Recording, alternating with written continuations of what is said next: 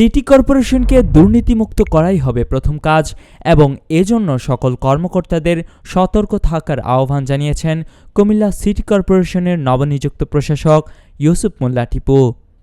বাংলাদেশ জাতীয়তাবাদী দল বিএনপি সরকার গঠনের পর কুমিল্লা সিটি কর্পোরেশনের প্রশাসক পরিবর্তন হয়ে নতুন প্রশাসক হিসেবে নিয়োগ দেওয়া হয়েছে মহানগরী বিএনপির সাধারণ সম্পাদক ইউসুফ মোল্লা টিপুকে। 16 মার্চ সোমবার সকালে প্রশাসক মোহাম্মদ শাহ আলমের কাছ থেকে দায়িত্ব বুঝে নেন ইউসুফ মোল্লা টিপু। দায়িত্ব নিয়ে নবনিযুক্ত প্রশাসক ইউসুফ মোল্লা টিপু বলেন, আমার প্রথম কাজ এই সিটি কর্পোরেশনকে দুর্নীতিমুক্ত করা। এছাড়া আমি আগামীকাল থেকে যানজট নিরসন এবং মশক নিধনে মাঠে নেমে যাব।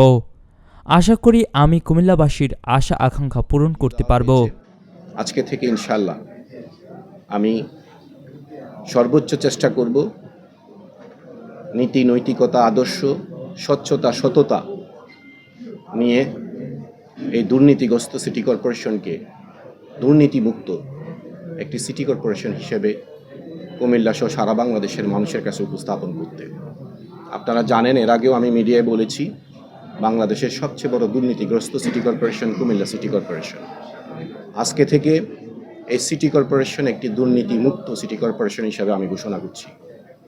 এই সিটি কর্পোরেশনে যদি কোনো দুর্নীতিগ্রস্ত কর্মকর্তা এখানে থেকে থাকেন, আপনাদের মাধ্যমে আমি আহ্বান জানাবো, যদি আপনাদের এই মানসিকতার পরিবর্তন আপনারা না ঘটাতে পারেন, দয়া করে আপনারা আপনাদের পছন্দের জায়গায় চলে যেতে পারেন।